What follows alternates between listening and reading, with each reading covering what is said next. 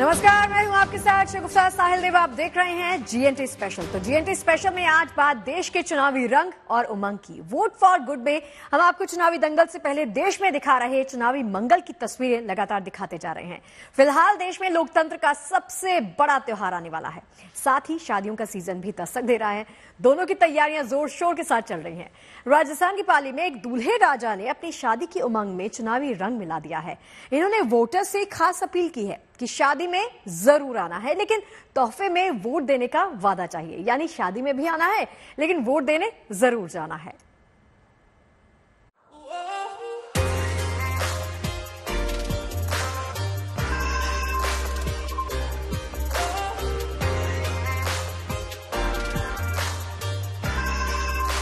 कहते हैं हिंदुस्तान में शादी किसी त्योहार से कम नहीं है।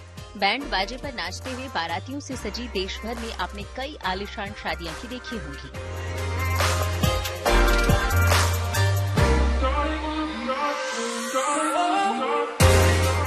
दूल्हा दुल्हन की अतरंगी एंट्री से सजी अजब गजब शादियों में भी आप जरूर शरीक हुए होंगे।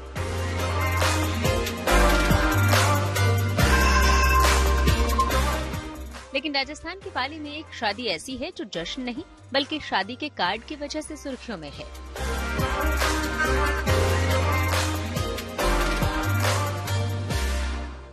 शादी के कार्यक्रम और दूल्हा दुल्हन के सपरिवार नामों से सजा ये कार्ड देखने में भले ही आम लगे, लेकिन जरा इसके बाहरी पन्ने पर नजर डालिए। यहाँ वर वधू को आशीर्वाद देने के साथ साथ 2024 में होने वाले आम चुनाव में वोट डालने की अपील की गई है।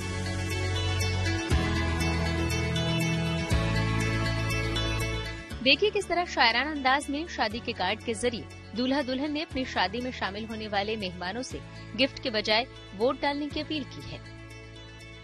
लोकसभा में मतदान 100% हो ताकि हम सभी जितने भी मेहमान होंगे उनको कार्ड के थ्रू अपने मतदान के लिए भी प्रेरित करेंगे।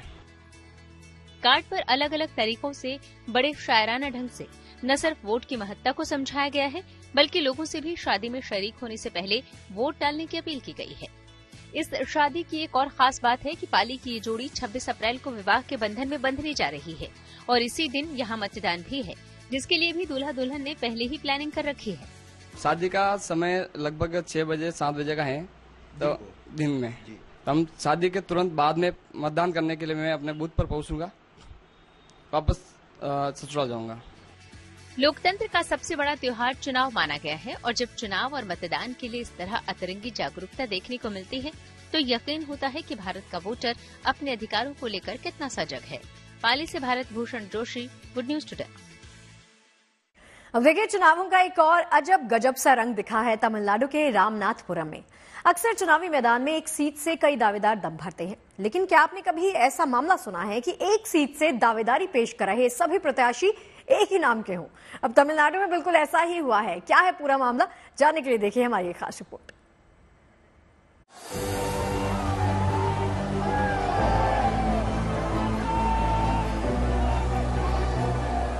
चुनावी मौसम है, चुनावी माहौल। इसी माहौल के बीच आपको लिए चलते हैं तमिलनाडु के रामनाथपुरम संसदीय क्षेत्र में, जहां इस बार 5 उम्मीदवार चुनावी दंगल में ताल ठोक रहे हैं। Oh, no! बात आगे बढ़ाएंगे, लेकिन सबसे पहले आपको मिलवाते हैं इन 5 सियासी सूरमाओं से। रामनाथपुरम से पहले उम्मीदवार हैं ओ पनीर सेल्वम और इस सीट से दांव लगा रहे दूसरे उम्मीदवार हैं ओ पनीर सेल्वम। तीसरे प्रत्याशी का नाम है ओ पनीर सेल्वम। चुनावी मैदान में ताल ठोक रहे चौथे कैंडिडेट हैं ओ पनीर सेल्वम और इसी सीट से दांव लगा रहे 5वें उम्मीदवार हैं M Panneerselvam. Oh, no! बात चौंकाने की है, लेकिन चौंकिए मत, क्योंकि गलती न आपसे देखने में हुई है और न हमसे बताने में। तमिलनाडु की रामनाथपुरम सीट पर वाकई ये गोलमाल हुआ है। रामनाथपुरम से एक साथ 5 पनीर सेल्वम चुनावी मैदान में हैं। यानी इस संसदीय सीट से एक ही नाम के 5 उम्मीदवारों ने पर्चा भरा है। सभी उम्मीदवार इसी संसदीय क्षेत्र के अलग अलग शहरों से ताल्लुक रखते हैं। इन 5 उम्मीदवारों में 4 का नाम ओ पनीर सेल्वम और 1 का नाम एम पनीर सेल्वम है। इन दिनों लोकसभा चुनाव के लिए सभी राजनीतिक दल लगातार अपने उम्मीदवारों का ऐलान कर रहे हैं। जिन उम्मीदवारों को टिकट मिल रहा है वो जीत के लिए पूरा दांव लगा रहे हैं। अमूमन एक लोकसभा सीट पर 2 या 3 नेताओं की कड़ी टक्कर रहती है, लेकिन ये अपने आप में अनोखा मामला है जब एक ही नाम के 5 प्रत्याशी एक ही सीट से चुनाव लड़ रहे हैं।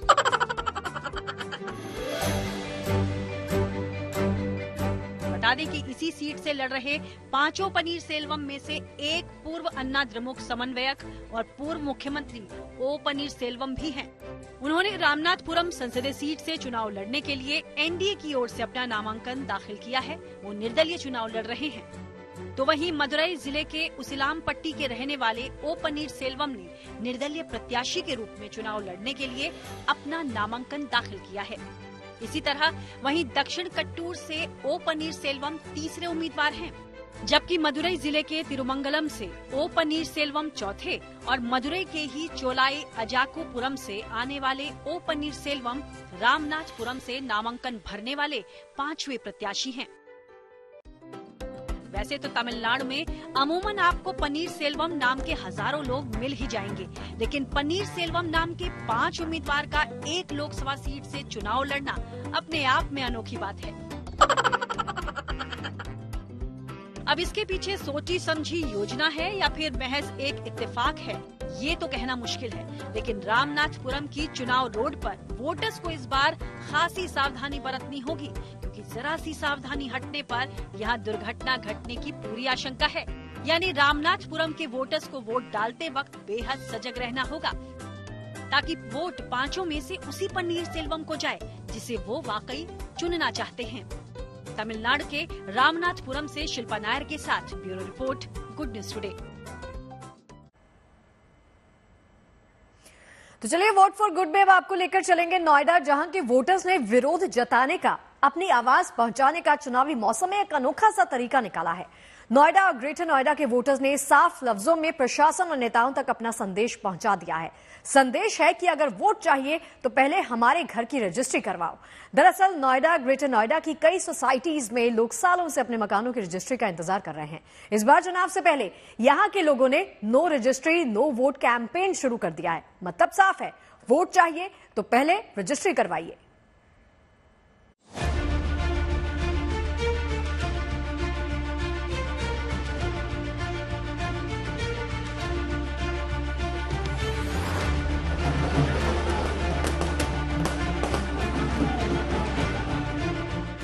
आम चुनाव यानी लोकतंत्र का सबसे बड़ा उत्सव। हर बार कितने उत्साह और कितनी उम्मीदों के साथ शहर शहर, गांव गांव इस उत्सव का हिस्सा बनते हैं। हर बार इस उम्मीद के साथ कि जिसे वो चुन रहे हैं वो उनके लिए बेहतर वर्तमान और बेहतरीन भविष्य के रास्ते बनाएगा। लेकिन भविष्य की क्या बात और कल की कौन सी उम्मीद जब वर्तमान ही दरबदर है। रोटी और कपड़े के बाद घर को इंसान की तीसरी बुनियादी जरूरत माना गया है। तभी तो अपने सपनों का एक घर बनाना कितने ही लोगों की जिंदगी का सपना होता है। लेकिन देश के सबसे बड़े मॉडर्न शहरों में गिने जाने वाले नोएडा, ग्रेटर नोएडा में जिंदगी भर कमाई लगाकर भी लोगों का ये सपना पूरा नहीं हो पा रहा। इस अधूरे सपने की कसक अब लोकसभा चुनाव में सुनाई दे रही है। कईयों को तो ये हालत है कि बिल्डिंग ही नहीं बनी है, उनसे पैसा भी पूरा ले चुके हैं। ऐसी स्थिति भी लोगों की है। यहाँ तो चलो रजिस्ट्री का मुद्दा और लोगों को मिल गया घर, कईयों को तो घर भी नहीं मिला है। कई ऐसे घर खरीदार है जो बेचारे बिगड़ घर के ही चले गए हैं। बिल्कुल नहीं डालेंगे जी, जब तक हमारी जो है रजिस्ट्री का कोई जो है सोल्यूशन नहीं निकलेगा, जब तक जो है हम लोग जो है वोट डालने के लिए कोई घर से बाहर नहीं जाएगा। प्रशासन से यही मांग है कि जी जिन लोगों की भी रजिस्ट्रियां नहीं हुई हैं, जैसे पीछे भी चुनाव के टाइम जब यहाँ पर विधानसभा के इलेक्शन हुए थे, उस टाइम भी नेताओं ने आकर के यहाँ पर बहुत चीजें बताई थी कि जी रजिस्ट्रियां हो जाएंगी। अब आप लगा लो यूपी के इलेक्शन हुए कितना टाइम हो गया है, बट आज तक भी किसी की कोई रजिस्ट्री नहीं हुई है। बाकी भी जो बिल्डरों के यहाँ पर हाई राइज की जो समस्याएं हैं, वो कोई भी किसी भी तरीके का कोई प्रावधान नहीं है गवर्नमेंट की तरफ से भी, और न नेताओं की तरफ से कोई उस पर एक्शन। सिर उठाकर आप नोएडा का आसमान देखेंगे तो सैकड़ों ऊंची इमारतें आपको नजर आएंगी। इमारतों में लोगों के रहने के निशान भी दिखेंगे। सालों से ये लोग यहाँ रह रहे हैं, लेकिन अब तक इनके घरों की रजिस्ट्री नहीं हो पाई है। इसी से परेशान लोगों ने यहाँ no registry no vote campaign की शुरुआत की है। चुनाव से पहले एक और जहां सरकार लगातार ये कैंपेन चलाती है कि भारत का हर शख्स अगर उनकी उम्र 18 साल से ज्यादा है तो वो वोट डाले। इस बीच ग्रेटर नोएडा और नोएडा की तस्वीरें कुछ और ही है। यहाँ पर लोग वोट नहीं डालने वाले हैं, यानी ये जो लोकसभा चुनाव होंगे उसमें लोग वोट नहीं डालेंगे। इसकी वजह यह है कि उनके फ्लैट रजिस्टर्ड नहीं है। इस वक्त मैं ग्रेटर नोएडा की एक सोसाइटी में मौजूद हूँ और यहाँ पर कुंज से कहूंगी कि आपको तस्वीरें दिखाए। ये पोस्टर लगे हुए हैं, पोस्टर लगे हुए अभी कुछ ही दिन हुए हैं। चुनाव बिल्कुल नजदीक है, चुनाव का ऐलान हो चुका है। इस बीच पूरी सोसाइटी में इस तरह के पोस्टर लगा दिए गए हैं क्योंकि लोग नाराज हैं, उनको लंबा वक्त बीत गया है यहाँ फ्लैट लिए, लेकिन अब तक उन फ्लैट की रजिस्ट्री नहीं हुई है, जिसको लेकर पूरी सोसाइटी के अलग अलग टावर में इस तरह के जो पोस्टर है वो लगा दिए गए हैं, जिसपे साफ तौर से लिखा है no registry no vote. Noida के कई इलाकों में अलग अलग अपार्टमेंट्स का दौरा करते गुड न्यूज टुडे की संवाददाता को सुबह से रात हो गई, लेकिन हर जगह कमोवेश यही हालात मिले। नो रजिस्ट्री नो वोट में, रजिस्ट्री नहीं होगी तो वोट नहीं होगा। नो रजिस्ट्री नो वोट, हमारा बैनर वो भी चुनाव से पहले, क्योंकि देखिए कहते हैं आप घर जाकर के बैनर इमीडिएट उतार दीजिए, आपको कोई प्रॉब्लम नहीं होगी, रजिस्ट्रेशन तो हो जाएगी। संयम रखें, संयम रखते हुए हमको 10 साल हो चुके हैं। नो मोर संयम नाउ। या तो हमारा जो राइट है हमको रजिस्ट्री चाहिए। If you are not able to get the registry done, voting is also our right. We will see what is to be done. We will not vote till we are registered. We will not vote, that is for sure. यानी जिस दिन चुनाव होगा आप लोग अपने मत का प्रयोग नहीं करेंगे, क्योंकि जब सरकार हमारी नहीं सुन रही है तो हम क्यों करेंगे। सरकार जो बनती है वो हमारे राइट्स के लिए बनती है। जब वो हमारे लीगल राइट्स को सेव नहीं कर सकती तो हम वोट किस चीज के लिए देंगे। अगर हम किसी को अपना नेता चुनते हैं वो अपने राइट्स के लिए चुनते हैं, वो संविधान कॉन्स्टिट्यूशन के हिसाब से चुनते हैं। जब वो कॉन्स्टिट्यूशन के अकॉर्डिंग मकान हमने खरीदा, हमें रजिस्ट्री नहीं मिल रही, इट मीन्स कि जो कॉन्स्टिट्यूशन का हनन हो रहा है ना, हमारे लीगल राइट्स का हनन हो रहा है। तो जब हमारा एमपी या एमएलए जो हमारे लीगल राइट्स हमें नहीं दिला सकता तो हम वोट किसके लिए करेंगे। आज हमको 45 साल हो गए वोट देते हुए, दिया है हमने वोट हमेशा ना। और हम लोग की जो उम्र है, ऐसी उम्र तक समझते दुनियादारी क्या है। हमारे वोट से हो सकता है फर्क नहीं पड़े, लेकिन हमारा प्रोटेस्ट जाना चाहिए। लोगों को पता चलना चाहिए कि लोग वादे करते हैं और वादे पूरे नहीं करते। ये झेल रहे हैं यहाँ पे लोग, और इतना अनऑथराइज कर रहे हैं कि यहाँ पे अनऑथराइज ग्रुप को हैंडओवर कर दिया है। यहाँ पे डे टू डे मेंटेनेंस की प्रॉब्लम है, लोगों का कचरा नहीं उठता है, लोग पैसे इकट्ठा करके जैसे तैसे काम करा रहे हैं। बिल्डर ये सब चीजें कर रहा है, इसका संज्ञान दिलाइए आप लोगों को, और आपके थ्रू हो सकता है ये। नहीं, रजिस्ट्री जल्दी होनी ही चाहिए भाई। जो है हम लोग जो है ना 75 से लेकर के 90 साल तक की उम्र के लोग हैं यहाँ पर, जिनको जो कि पैसा पूरा दे चुके हैं, और ये जो है हसरत लिए हुए पता नहीं किस दिन निकल जाए। ये हसरत लिए हुए पता नहीं किस दिन निकल जाए। नोएडा और ग्रेटर नोएडा के कई रिहायशी इलाकों में घरों की बैल्कनी पर रजिस्ट्री नहीं तो वोट नहीं स्लोगन वाले बोर्ड लगा दिए गए हैं। मकसद सिर्फ ये कि जो भी प्रत्याशी अब की बार यहाँ वोट मांगने आए, उसे नोएडा के नागरिकों की नाराजगी और निश्चय दोनों का अंदाजा हो जाए। अपना हक नहीं तो वोट नहीं, सुरक्षा नहीं तो वोट नहीं, रजिस्ट्री नहीं तो वोट नहीं। अंग्रेजी में भी इसे लिखा गया है नो रजिस्ट्री नो वोट। और अभी no cam till AOA election, यानी जब तक इस सोसाइटी के जितने भी फ्लैट है, 1400 लगभग फ्लैट है, ताजुब की बात है कि अब तक एक की भी रजिस्ट्री नहीं हुई है। जब तक रजिस्ट्री नहीं होगी, यहाँ रह रहे लोग इस चुनाव में वोट नहीं डालेंगे। वैसे ऐसा भी नहीं है कि अब तक इस ओर सरकार का ध्यान ही न गया हो। फ्लैट्स रजिस्ट्री से जुड़ी समस्याओं का समाधान करवाने के लिए सरकार ने अमिताभ कांत कमेटी का गठन किया है। योगी सरकार लगातार फ्लैट रजिस्ट्री की समस्या का हल खोजने में लगी है। हमारा लोकतंत्र पे पूरा विश्वास है। जहाँ से लोकतंत्र शुरू होता है हमारा पूरा आस्था उस पे, लेकिन हम चाहते हैं इस लोकतंत्र में हमें भी तो पार्टिसिपेट मिले, हमारा भी तो लोकतांत्रिक तरीके से ईओ का चुनाव हो। हमारा सारा पैसा इकट्ठा करके एक फ्लैट लिए हैं और उसकी रजिस्ट्री आज तक नहीं हो रही है। मैंने क्या गलती कर दिया जिसके कारण मेरी रजिस्ट्री नहीं हो रही है। 2009 की अलॉटमेंट है, आज 2024 में खड़े हैं, क्यों आज तक बिल्डर के ऊपर बकाया है? अगर प्रशासन अपना काम कर रहा होता, हमारी रजिस्ट्री भी हो गई होती और बिल्डर जेल में भी होता। जेल में भी नहीं होता तो वो काम करता। आज भी उसकी प्रॉपर्टी को मॉर्गेज करके ये बेच दे और हमारी रजिस्ट्री करा दे। हमने कितनी शिकायतें अथॉरिटी में खड़ी है, बट सीओ साहब बैठे हाथ जोड़ के, उनको पता ही नहीं हो क्या रहा है। कितनी शिकायतें करेंगे, क्या रोड पे लेटे, क्या करें इससे ज्यादा हम लोग कि अब हमें अपने घर का मालिकाना हक ही नहीं मिल रहा। इलीगल तरीके से रह रहे हैं, लिफ्टें बंद पड़ी हैं। लेकिन हक मिलने का इंतजार अगर इतना लंबा चले तो उम्मीद मध्यम होकर पहले मायूसी और फिर नाराजगी की उसी तस्वीर में ढलने लगती है जो नोएडा, ग्रेटर नोएडा में चुनाव से पहले नजर आ रही है। ऐसा है कि बिल्डर से हमने बहुत कोशिश की, हर जगह कोशिश कर ली। अब लास्ट हम लोग ये नो रजिस्ट्री, नो वोट और नो कैंप टिल एओ इलेक्शन के थ्रू हम लोग सरकार तक अपनी संदेश पहुंचाना चाहते हैं, आवाज पहुंचाना चाहते हैं कि सरकार हमारी सुने। बिल्डर हमारे कोई सुनवाई हमारी नहीं हो रही है, हर जगह हम लोग जा के थक चुके हैं। फिलहाल देश भर में मतदान के लिए जोर शोर से तैयारियां हो रही हैं। प्रशासन की ओर से ज्यादा मतदान के लिए लोगों को जागरूक करने की तस्वीरें भी लगातार आ रही हैं। लेकिन इन्हीं तस्वीरों के बीच नोएडा की ये तस्वीर भी है, जहां के नागरिक अधिकार पाने के संघर्ष और कर्तव्य निभाने की पसोपेश के बीच हाथ बांधे खड़े हैं। नोएडा और ग्रेटर नोएडा से नीतू झा के साथ bureau report, good news today. और चलिए वोट फॉर गुड में अब बारी पूर्वोत्तर की। अरुणाचल में चुनाव से पहले ही बीजेपी के लिए गुड न्यूज आई है। बता दें कि अरुणाचल प्रदेश में लोकसभा चुनाव के साथ 19 अप्रैल को विधानसभा की 7 सीटों के लिए भी मतदान होना है। लेकिन चुनाव से पहले नामांकन के आखिरी दिन अरुणाचल में कुछ ऐसा ट्विस्ट आया कि यहां बीजेपी की बल्ले बल्ले हो गई। देखिए हमारी एक खास रिपोर्ट।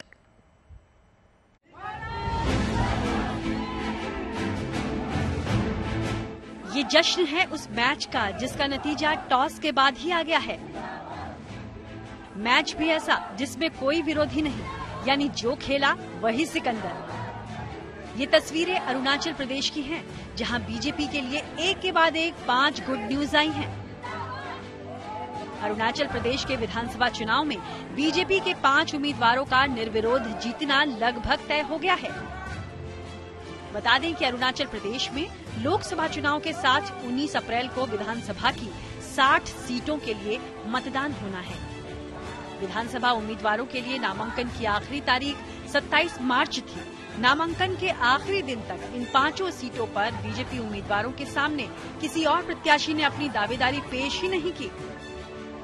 बीजेपी के इन 5 उम्मीदवारों में पहला नाम अरुणाचल प्रदेश के मुख्यमंत्री पेमा खांडू का है, जिनका मुक्तो विधानसभा सीट से निर्विरोध जीतना तय हो गया है। इनके अलावा ताली से जिक्के ताको, तलिहा से न्यातो डुकोम, रोइंग से मुच्चू मीठी और सागाली से रातू तेची भी निर्विरोध जीत हासिल करेंगे। बता दें कि तय सीमा तक केवल एक उम्मीदवार के नामांकन की सूरत में स्क्रूटनी के बाद दावेदारी पेश करने वाले व्यक्ति को विजेता घोषित करने का नियम है।